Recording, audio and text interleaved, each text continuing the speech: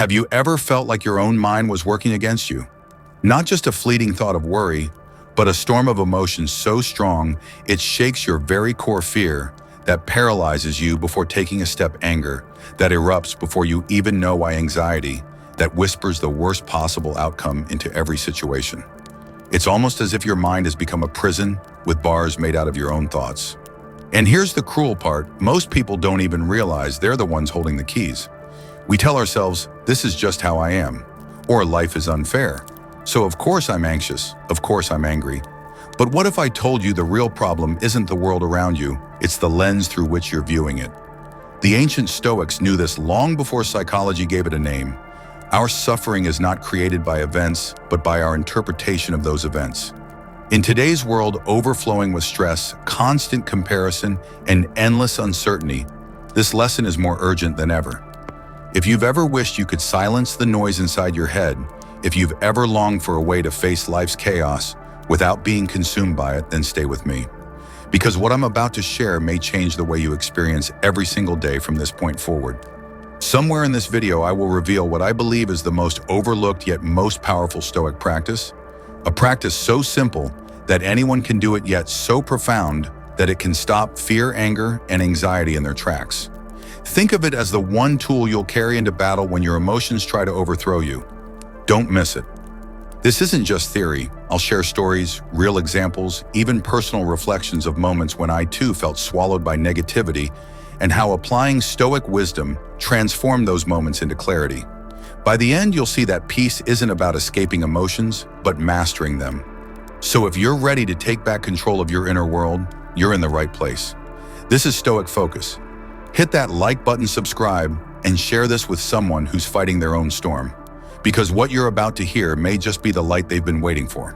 1. The mind creates joy or misery. We often think that happiness is something we stumble upon in the outside world. A better job, a new relationship, a bigger house, a flawless body. These are the promises we chase, believing that if we can just arrange the pieces of life in the right order, joy will follow naturally. But the Stoics, men like Marcus Aurelius, Seneca, and Epictetus, warned us centuries ago that this is the most dangerous illusion. They understood that the true source of both happiness and misery is not the world we live in, but the mind that interprets it. And this idea is not just philosophy, it's something I have witnessed in myself and friends, and in countless stories of people who seemed to have everything and yet felt empty, or those who had very little and still radiated peace. Think about a simple morning. You wake up, the sun filters through your blinds, and nothing objectively terrible has happened yet. But the very first thought that runs through your mind might be, I'm already behind, or I don't want to face today. And instantly your body follows. Your energy drops, your mood sinks, and what could have been a neutral or even beautiful moment turns into the start of a stressful day. Nothing outside changed. The only thing that shifted was the story your mind decided to tell. I've had mornings like that myself, where I carried irritation into every interaction. And yet on other mornings with the same circumstances, I chose differently. I told myself, this is a new day. I'm lucky to be alive. I have a chance to start fresh. And suddenly my mind began composing a different kind of music. Gratitude replaced frustration. Energy replaced heaviness. That shift was not a gift from the outside, it was generated entirely within. The Stoics compared the mind to an instrument like a lyre or a piano. Strike the wrong notes and the sound becomes unbearable. Strike them with skill and intention, and the same instrument fills the room with harmony. Our thoughts are those notes. When we allow our minds to run unchecked, hammering on keys of regret, fear, or resentment, the result is discord. But when we guide our thoughts toward gratitude, courage, and presence, we create music that uplifts us. Seneca wrote, "True happiness is to enjoy the present without anxious dependence upon the future." And this is not some lofty idea. It is deeply practical.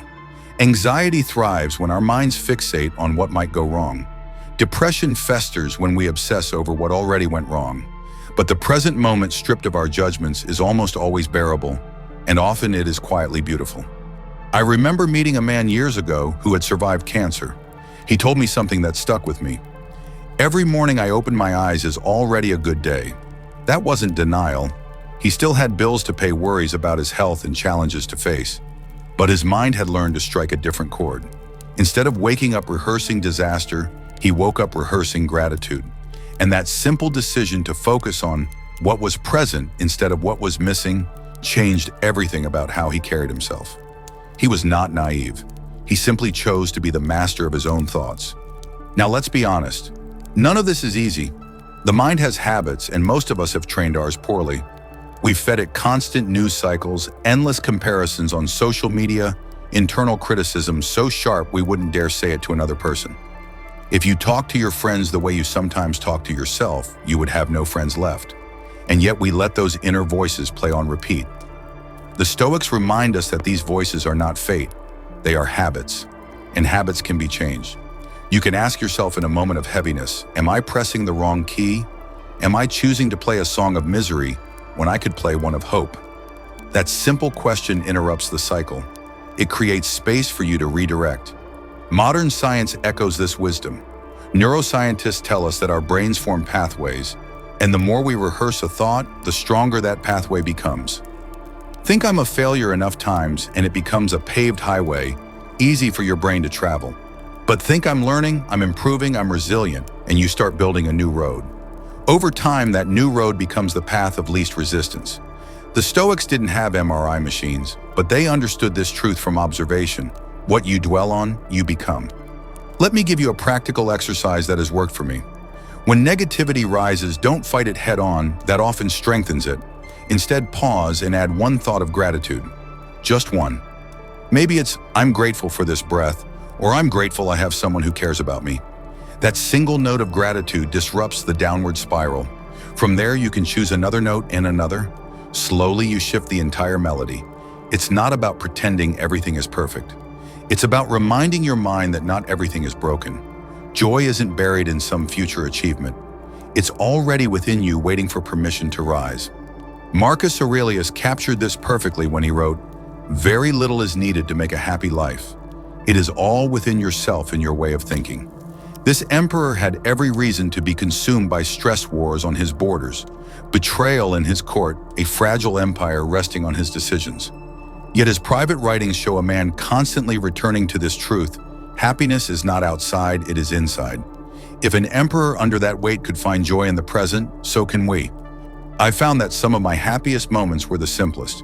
Sitting with a friend and laughing over something trivial, watching the sky shift colors at dusk, hearing a child's unfiltered wonder at something I'd taken for granted. These moments were not extraordinary in themselves. What made them extraordinary was my ability to be present, to allow my mind to stop rehearsing its usual scripts and simply dwell in what was real. That is the Stoic gift, the realization that joy is not granted by fortune, but cultivated by focus. So as you move through your day, ask yourself, what song am I playing right now? If it's discord, you don't have to smash the instrument. You simply have to change the tune. The mind will always generate thoughts, some bright, some dark. But you decide which ones to feed, which ones to let echo, and which ones to release. The mind can be a prison, yes, but it can also be a sanctuary. And the choice, though difficult, is always yours. 2. Training the mind to serve, not control. One of the most liberating truths the Stoics ever taught is that suffering doesn't come from what happens to us. It comes from how we interpret what happens to us. At first, that can sound almost insulting. How could my suffering not be about the things I endure, the betrayal, the loss, the accident, the insult? But when you reflect, you begin to see the wisdom. 2 people can live through the same event and walk away with completely different experiences. One is crushed, the other strengthened. The difference isn't in the event, it's in the story the mind tells about it. And that's where the real work begins. If the mind is capable of turning pain into despair, then it must also be capable of turning pain into fuel. The challenge is learning to direct it. Picture your mind as a powerful horse, untamed and restless. If you never train it, it bolts at every sound, drags you through the mud, or throws you into the dust. Emotions like anger and anxiety are the jolts of that wild horse. They pull you into reactions you later regret.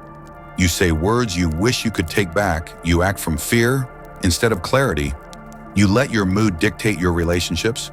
But once you learn to hold the reins, the same horse becomes an ally. Its strength carries you forward instead of dragging you astray. The Stoics never claimed emotions would vanish. They claimed that mastery over the mind would keep emotions from becoming tyrants. I've seen this play out countless times in my own life. There were moments I lashed out in anger, convinced that my reaction was justified, only to realize later that I had made the problem worse. The other person forgot the original conflict, but they remembered my harsh words. My anger created a new wound deeper than the first one. Seneca warned about this when he wrote, "Anger, if left unchecked, often causes more harm than the injury that provoked it." And he was right. Looking back, my anger never solved anything. But in the rare moments when I paused, when I let a breath come between stimulus and response, I found a different kind of power. The problem didn't disappear, but my grip on myself tightened. That pause was the difference between being ruled by my emotions and ruling them. Think of the last time you felt anxiety rising. Maybe it was before a presentation, a job interview, or a difficult conversation. Your mind probably spun out dozens of scenarios. What if I fail? What if they laugh? What if I'm not enough? Your heart raced, your palms sweated, your body braced for disaster. But here's the key: the disaster hadn't happened.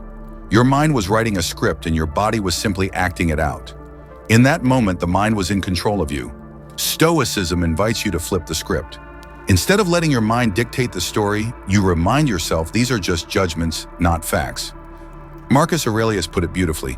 If you are troubled by something external, the pain is not due to the thing itself, but to your estimate of it. And this you have the power to revoke at any moment. That's the training, learning to challenge the judgment before it becomes your reality. Modern psychology calls this cognitive reframing, but the Stoics had been practicing it for centuries. When a soldier feared death, Epictetus reminded him that it was not death itself that was terrifying, but his thoughts about death. When a merchant lost wealth, the Stoics reminded him that it was not poverty that crushed him, but his belief that poverty meant failure. Even today, you can test this yourself. The next time someone cuts you off in traffic, notice the first thought that comes: they disrespected me, or they're an idiot. Now watch what happens to your body. Your chest tightens, your jaw clenches, your blood pressure spikes. But what if you shifted the story even slightly? Maybe they're rushing to the hospital. Whether that's true or not doesn't matter.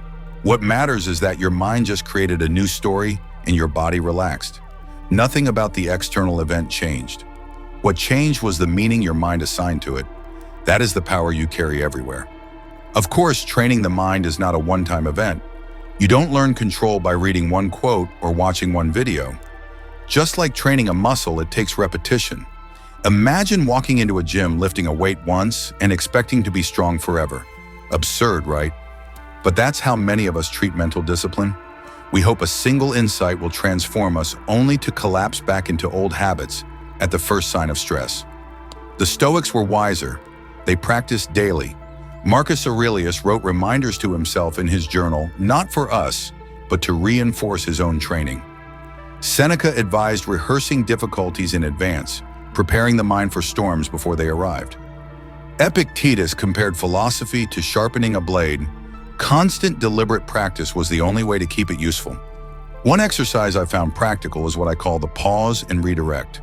Whenever I feel anger rising, I practice asking 3 questions before responding. Where is this coming from? Is this worth my peace? And what would happen if I simply didn't react? That third question is the most radical. What if I didn't feed the emotion at all? In that pause, I often discover that the situation loses its grip. The urge to lash out dissolves because I refuse to be its fuel. And in that moment, my mind serves me instead of enslaving me. Another practice is grounding through breath. It sounds almost too simple, but it works. The next time anxiety storms through you, close your eyes and take one deep breath. Remind yourself this will pass. I am here. I can choose. That single breath is the beginning of control. It interrupts the autopilot of fear and returns the reins to your hands. Over time, these pauses and breaths add up. They become habits, and habits shape character. And as the Stoics remind us, character is destiny. Training the mind doesn't mean erasing negative thoughts. It means learning to coexist with them without being ruled by them. Think of it like sailing. The waves are there. You can't flatten the sea, but with skill, you can ride the waves instead of being drowned by them. Life will always throw triggers, traffic jams, careless words, unexpected setbacks. You cannot eliminate these waves, but you can train your mind to steer with calm, clarity, and resilience. That is true freedom, not controlling the world, but controlling your response to it. So let me ask you now, are you steering your thoughts or are they steering you? Are you the rider of the horse or the one being dragged by it? The difference is not destiny, it is training. And every breath, every pause, every choice to reframe is another moment of practice. Over time, the wild horse becomes a loyal companion, the storms lose their terror, and your mind, once a source of turmoil, becomes the greatest ally you'll ever have. 3. Stop the spiral of imagination.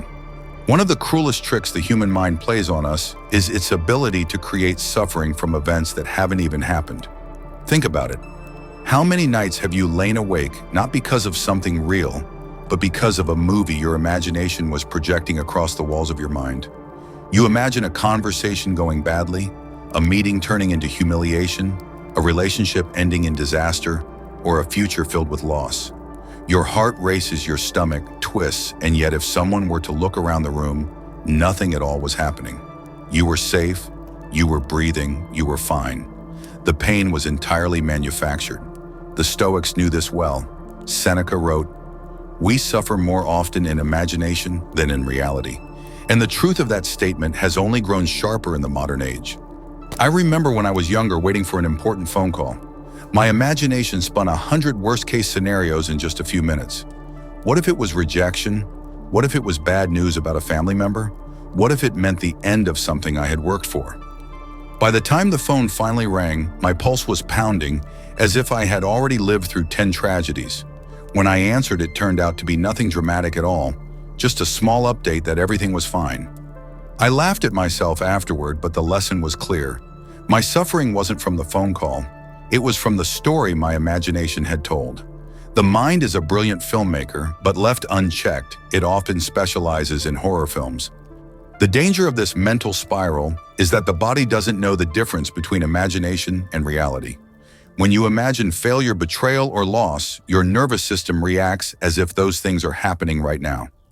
Stress hormones flood your body, your heart rate spikes and your muscles tense. Over time, this cycle of imagined disasters wears you down more than actual events do. The Stoics saw this and urged us to step back. Instead of letting imagination control us, they taught us to recognize these inner stories for what they are, fictions. Epictetus said men are not disturbed by things, but by the views they take of them. That includes the false views we invent and then punish ourselves with. So how do we stop the spiral? The first step is awareness. You have to catch yourself in the act. The moment you notice your mind rehearsing, disaster, pause and label it. Say quietly, "This is a story, it hasn't happened." That small act of naming separates you from the fiction. It's like turning on the lights in a dark theater. You suddenly see the projector, the empty seats, the illusion. And in that clarity, you realize you don't have to keep watching. The movie can end. You can choose not to believe every scene your mind creates. The second step is to redirect imagination. Many people think the answer is to suppress it, to stop imagining altogether. But imagination is not the enemy, it's a tool. The same mind that invents horrors can invent hope. If your brain insists on running a movie, why not direct one that serves you? Instead of imagining humiliation, imagine success. Instead of picturing betrayal, picture connection. Instead of rehearsing failure, rehearse courage. This isn't naive optimism, it's training. Just as muscles grow stronger with repetition, so does the mind. The more you choose to direct your imagination toward empowering outcomes, the more natural it becomes. Let me give you a practical example. A friend of mine once told me he always dreaded job interviews. The night before, he would lie awake picturing himself stumbling over answers, looking foolish being judged. And sure enough, he often entered the room so tense that he performed poorly. I suggested he try an experiment. Instead of running a horror reel in his head, he should close his eyes and run a different movie. Picture himself walking and calmly shaking hands with confidence, answering questions clearly, even smiling. At first he thought it was silly, but after practicing this new visualization for a few interviews, he noticed a change. His body followed the script of his imagination this time, with calmness and strength. Nothing magical had happened. He had simply stopped rehearsing failure and started rehearsing success. We can apply this in everyday life. Think about the common message we need to talk. For many, those 4 words spark dread. The imagination fills with betrayal, bad news or criticism, But what if you caught yourself and said, "This is just a story I'm making up. It hasn't happened yet." And then instead of imagining disaster, you picture the conversation going, "Well, perhaps it's even good news." Suddenly your body relaxes. You've turned your imagination from tormentor into ally. This doesn't mean every outcome will be perfect. Sometimes bad news really does arrive. But here's the point. The real pain of life is enough already. Why add extra layers of suffering by imagining pain that never arrives? It's like carrying an umbrella all day every day, waiting for rain that never comes until your shoulders ache from the weight. Why not set it down until the rain actually falls? The Stoics remind us that reality, though often challenging, is rarely as unbearable as our minds make it. Another practice is to challenge the spiral with questions. When fear takes over, ask, "Is this true? Do I know this will happen?" Most of the time, the answer is no. Then ask, even if the worst happened, could I survive it? Could I learn from it?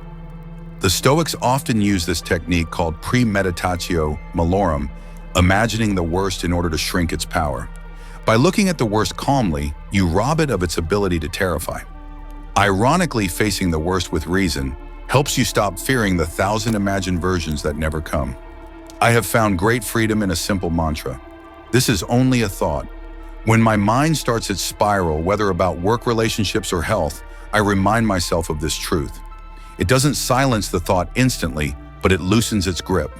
The storm clouds may still pass overhead, but I remember I am the sky, not the storm. And in that reminder, peace returns. So the next time your imagination runs wild, don't curse it. Direct it. If your mind insists on making movies, make better ones. Train it to project stories of resilience, courage, gratitude, and growth. Let it serve you instead of sabotage you, because in the end, most of the monsters we fight never existed outside of our own minds. And once you stop giving them life, you discover a remarkable truth reality, even when hard is often lighter than the shadows we invented. 4. Redefine what emotions mean. Most of us grow up believing that emotions are fixed categories. Joy is good, fear is bad, anger is dangerous, anxiety is weakness. We label them quickly, almost unconsciously, and then live according to the label we've chosen. But the Stoics understood something revolutionary. Emotions themselves are not enemies. They are signals. What matters is not the raw feeling, but the meaning we give to it. Change the meaning and the power of the emotion changes entirely. Consider a simple example. You wake up on a rainy morning, the sky is gray, the streets are wet, and instantly you might say, "This day is ruined." Your body slumps, your motivation disappears, and you carry irritation into every task. But pause for a moment. What really happened? Nothing more than water fell from the sky. The rain didn't carry sadness, anger, or despair. Those emotions came from the story your mind told about the rain. Now imagine giving it a different meaning. This is a chance to slow down, a reminder to be cozy inside, a moment for reflection. Same event, new definition, completely different experience. This is the power of reframing. I have seen this in my own life many times.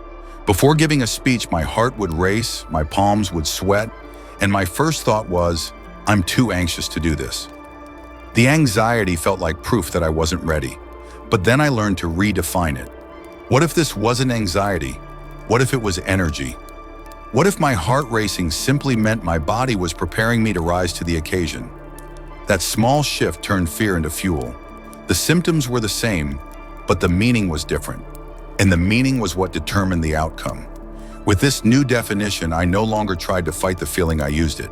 Think about how often we mislabel emotions in destructive ways.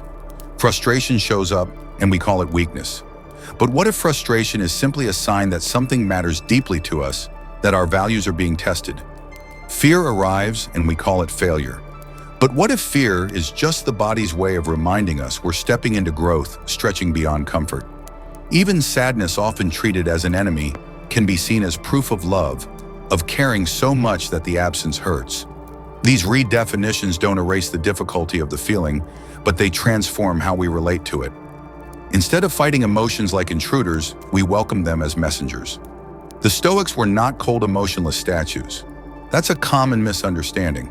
They felt anger, grief, and fear like any human. The difference was that they didn't blindly accept the first label their mind attached. They examined the emotion. They asked, what is this really telling me? What story am I adding to it? In doing so, they stripped away unnecessary suffering. Marcus Aurelius wrote, "If you are distressed by anything external, the pain is not due to the thing itself, but to your estimate of it." The same principle applies inwardly. If you are distressed by your own feelings, it is not the feeling itself, but the label you've attached. Modern psychology confirms this. Studies show that when people name emotions consciously, their intensity decreases. Simply saying, "this is sadness" or "this is anxiety" creates a gap between you and the feeling. It goes from overwhelming to observable. And if you take the next step, reframing the label, you gain even more power. Instead of "I'm drowning in anxiety," you might say "I'm feeling energy because I care about this moment." Instead of "I'm furious," you might say "I'm experiencing passion for justice." Language changes experience. The words you use shape the world you live in. I once coached a student who froze every time she had to perform on stage. She told me, "I'm not cut out for this. My nerves prove it." I asked her to try something radical. The next time her hands shook, I wanted her to say, "This is my body giving me energy. This is proof that I'm alive." At first it felt fake to her, but slowly with repetition she began to believe it. And when she stepped on stage with that new story in mind, the same nerves that once paralyzed her became fuel for presence. She didn't erase the emotion, she redefined it. This is a practice you can use every single day. The next time an emotion rises, don't push it away and don't surrender blindly to it. Instead ask, what else could this mean? Could anger mean I value fairness? Could sadness mean I care deeply? Could anxiety mean I'm standing at the edge of growth? The feeling becomes less of a chain and more of a compass. It points you toward what matters. It reveals where your attention, your values, and your growth opportunities lie. It's important to notice what happens when you resist emotions. Try not to think of a red apple for 10 seconds. What happens? The image pops into your mind even stronger. The same is true of emotions. The harder you push them away, the louder they become. That's why suppression doesn't work.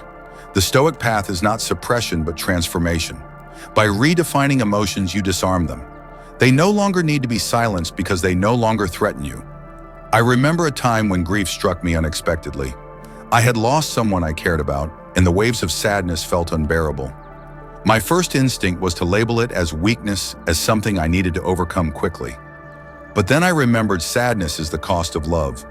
To feel this pain was evidence that I had been blessed to care, to share, to connect. That reframing didn't erase the grief, but it allowed me to sit with it without shame. It became sacred instead of shameful, and that shift gave me the strength to carry it with dignity.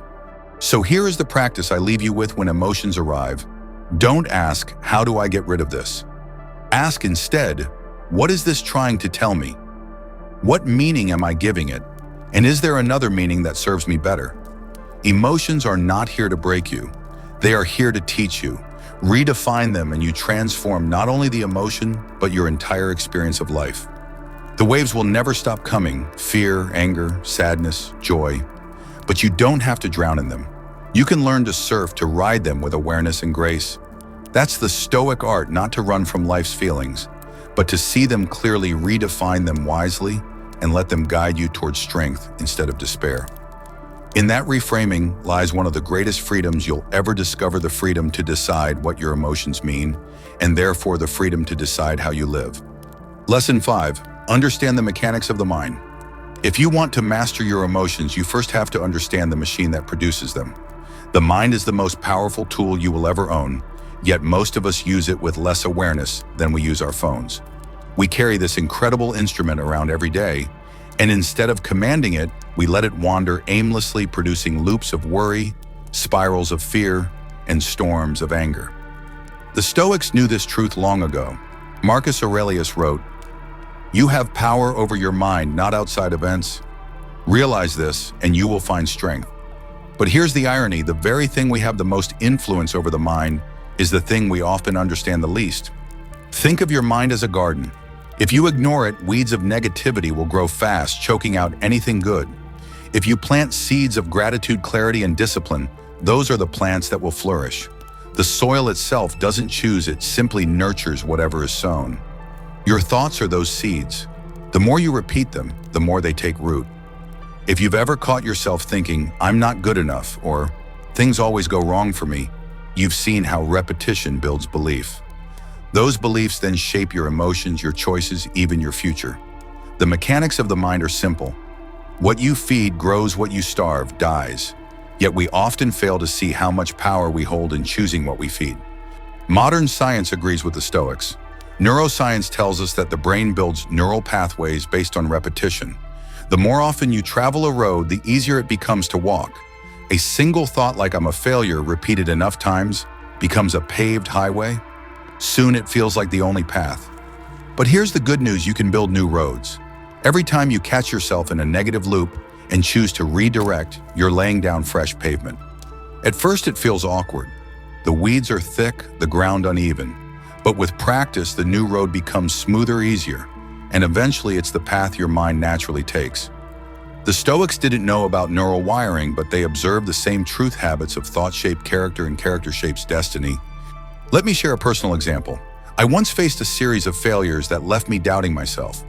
Every time I tried something new, my mind whispered, "You'll fail again." And because I believed that voice, I approached each challenge already defeated.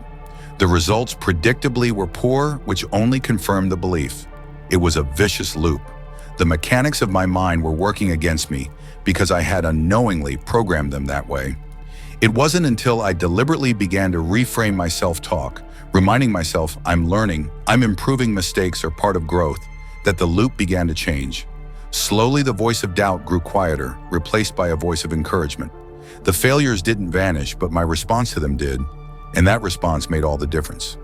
The Stoics encouraged us not to resist thoughts, but to understand them. Epictetus said, "People are disturbed not by things, but by the views they take of them." If anger appears, ask, "What is this anger trying to tell me? Do I value fairness? Do I feel disrespected?" If fear arises, ask, "Is this reminding me to prepare more carefully? Is this pushing me beyond my comfort zone?" Seen this way, emotions become feedback instead of enemies. That's how the mechanics of the mind work. Each emotion is a signal. You can choose to interpret it destructively, or you can treat it as useful information. The difference lies in awareness. It's like driving a car. If you understand how the engine works, you know how to take care of it, when to refuel, when to check the oil. If you don't, you might blame the car for every breakdown, not realizing you were neglecting basic maintenance. The mind works the same way. Neglect its patterns and it will stall, spin, and trap you. Learn its mechanics and you can steer it with clarity even through storms.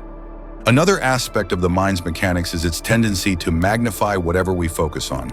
If you dwell on failure, your brain looks for more evidence of failure. If you focus on progress, it finds proof of growth. I've seen this in friends who carry a pessimistic lens. No matter what happens, they interpret it as confirmation of their hopeless outlook. On the other hand, I've met people who, even in hardship, search for lessons, silver linings, opportunities. Their lives don't magically avoid pain, but their experience of that pain is lighter because their minds are trained to filter reality differently. Your mind is like a magnifying glass. Whatever you place under it grows larger. Understanding this mechanism gives you the power to decide what deserves magnification. The Stoics also warned about the trap of suppression. The harder you try not to think of something, the louder it becomes. If I tell you not to picture a purple tiger, what comes to mind immediately? A purple tiger. That's how the mind works. What you resist, you inadvertently reinforce. Instead of pushing thoughts away, the Stoics encourage replacing them. Don't tell yourself, "Don't be anxious." Tell yourself, "Here is my energy, I can use it." Don't say, "I must not be angry." Say, "This anger is a signal. What does it mean? How can I respond wisely?" This is the mechanical shift from suppression to substitution, from resistance to redirection. Practical exercises help strengthen this understanding. One is journaling.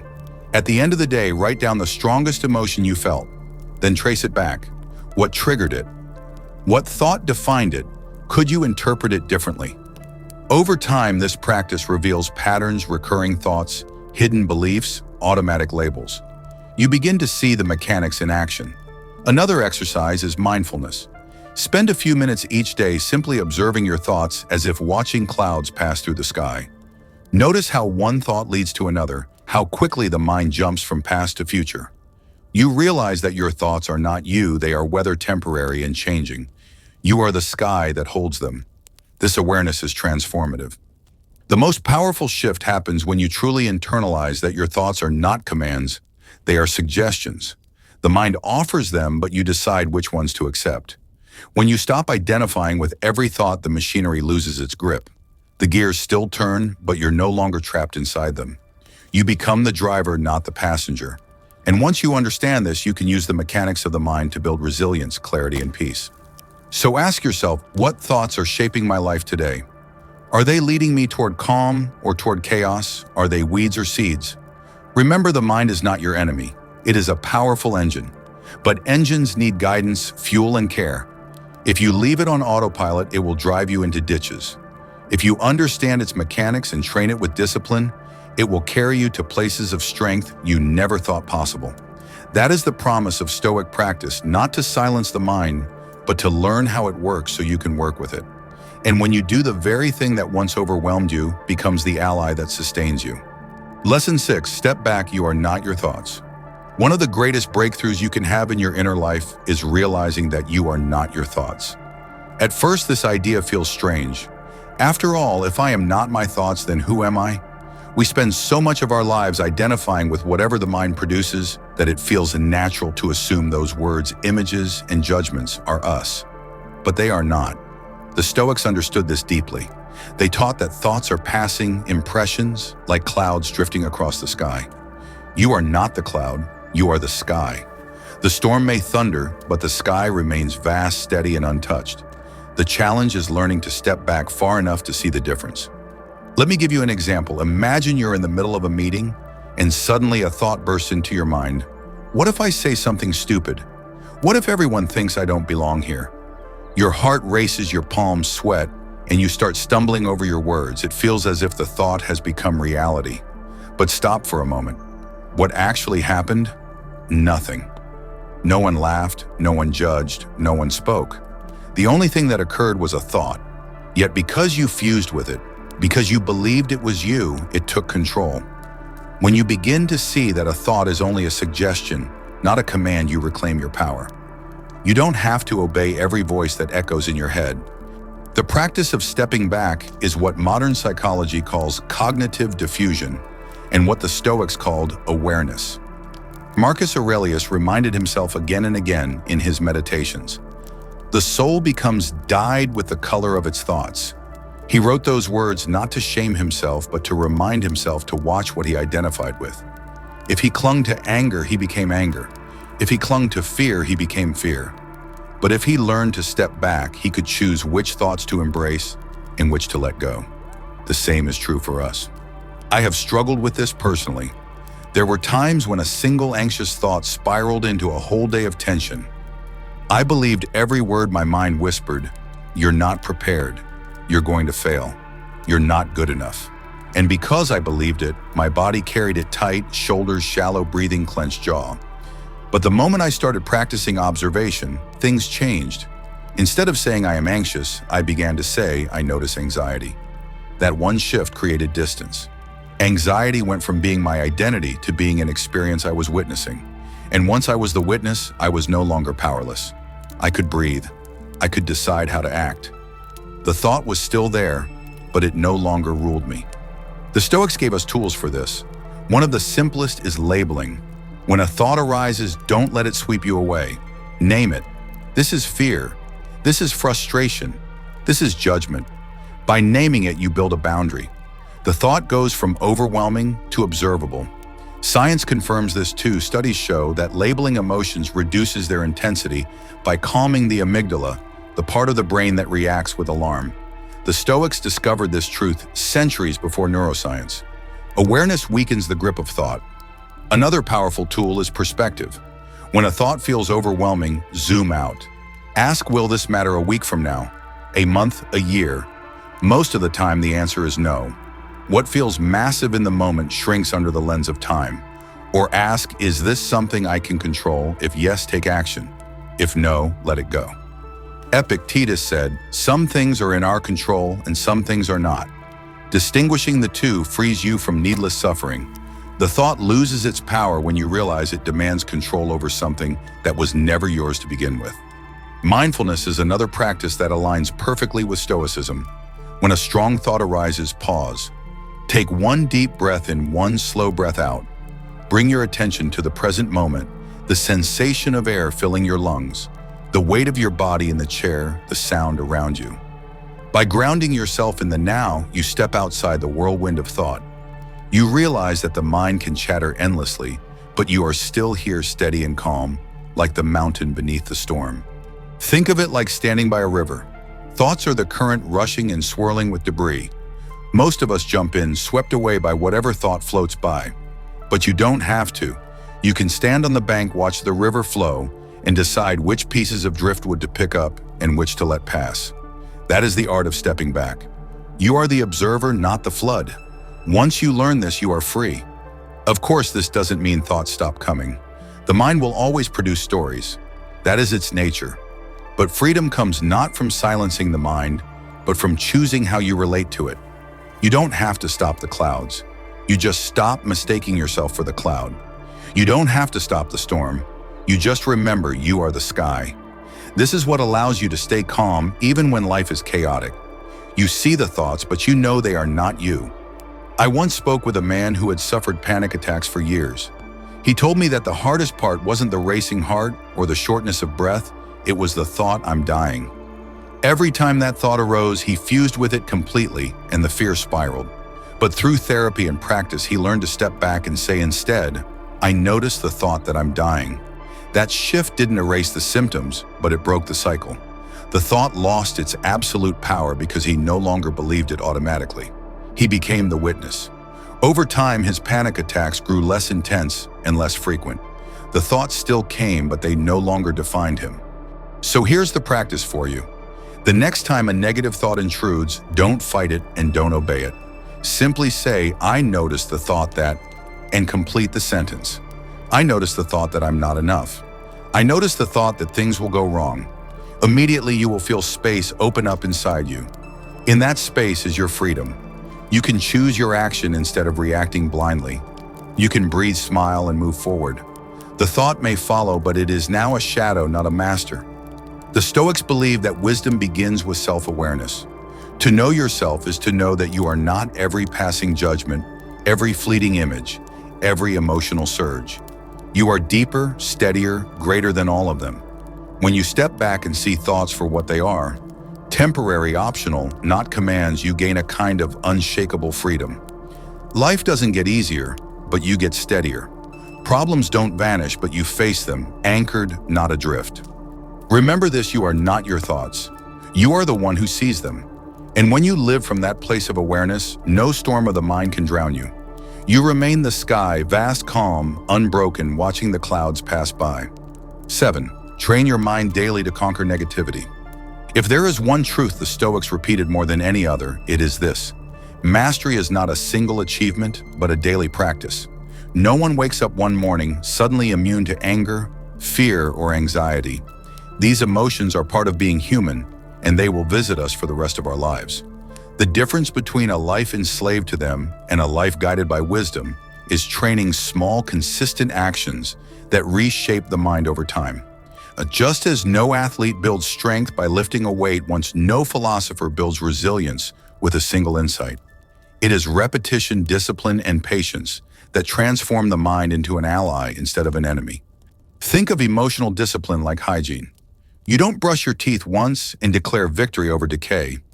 You brush every day because you know neglect will eventually cost you. The same is true of the mind. Every day it accumulates dust, fears, irritations, worries, comparisons. Without regular cleaning, that dust piles up until it clouds your entire outlook. The Stoics built practices to keep their minds clear, journaling, meditation, reflection, even rehearsing difficulties in advance. These were not academic exercises, but daily rituals, as essential to them as eating or breathing. One of the most powerful Stoic exercises is called premeditatio malorum, or the premeditation of evils. Each day, a Stoic would imagine potential setbacks, a journey delayed, a friend betraying trust, a loved one falling ill, wealth being lost. At first, this sounds grim, but the purpose was not to invite misery. It was to prepare the mind. When difficulties came, they no longer felt like shocking tragedies, but familiar challenges. The Stoic had already trained for them. By practicing this daily, they built a kind of inner armor. Modern athletes do the same thing when they visualize setbacks in training, so they are ready in competition. Soldiers do it when they run drills. Why should we treat the mind any differently? I once practiced this before a major presentation. My mind whispered the usual fears. What if I stumble? What if I forget my lines? What if I embarrass myself? Instead of pushing the thoughts away, I leaned into them. I pictured the worst-case scenario, forgetting my words, standing in silence, the audience waiting. Then I asked, even if that happened, could I survive it? Could I recover? The answer, of course, was yes. The fear shrank instantly. By rehearsing the failure, I robbed it of its terror. When the real moment came, my nerves were still there, but they no longer controlled me. That was the fruit of training. Another daily practice is reflection. Marcus Aurelius wrote his meditations not for us but for himself, to check his thoughts, to remind himself of what mattered. Each night he examined his day. Where did I act with wisdom? Where did I fall into anger? What could I do differently tomorrow? This honest accounting strengthened his character day by day. You can do the same. Spend 5 minutes before bed writing down the moments that tested you. Did traffic make you curse? Did a coworker's comment sting? Did anxiety steal your focus? Then ask what triggered it. What story did I tell myself? What could I have chosen instead? Over time, these notes reveal patterns, weak spots in your armor habits that need reshaping. And as you train, those weak spots become strengths. Consistency is the hardest part. Many people search for a quick fix. They read one inspiring quote and expect transformation. But the Stoics were blunt. No great thing is created suddenly. A tree does not bear fruit overnight. A warrior is not forged in a single battle. Discipline is the slow, patient work of tending the mind daily. Some days you will stumble, and that is part of the training. The point is not perfection. The point is persistence. Modern science supports this wisdom. Habits are built through repetition. Each time you pause before reacting, you strengthen a neural pathway of patience. Each time you reframe fear as fuel, you reinforce resilience. Each time you journal honestly, you deepen self-awareness. Over time, these small practices compound into a life of remarkable steadiness. Negativity will still visit, but it will find less room to take root. You will have trained your mind to meet it with clarity. I think of it like physical training. The first time you lift a weight, it feels impossible. The second time, slightly easier. A year later, you can lift what once crushed you. The weight didn't change, you did. Life's difficulties are the same. They don't necessarily shrink, but your capacity grows. And with growth comes freedom. What once triggered despair now only triggers reflection. What once sparked rage now sparks patience. What once caused collapse now builds strength. That is the gift of daily training. One more practice is gratitude. Every morning, list 3 things you are grateful for. They don't have to be extraordinary. Your breath, a friend, the warmth of sunlight. Gratitude trains the mind to look for what is present rather than what is missing. It is like watering the flowers in your garden instead of the weeds. Over time, the flowers outgrow the weeds. Gratitude is not denial of difficulty. It is the discipline of remembering goodness even in difficulty. Remember, training the mind daily is not about eliminating negative emotions. Fear, anger, sadness, anxiety, they will come. The goal is to make sure they don't control the steering wheel. You acknowledge them, learn from them, and then choose your response. Each day you practice, you build the muscle of choice. Each day you choose wisely, you become stronger. And one day you look back and realize that the storms that once tossed you violently now only ruffle your hair. The waves are the same, but the sailor has changed. So commit to the training.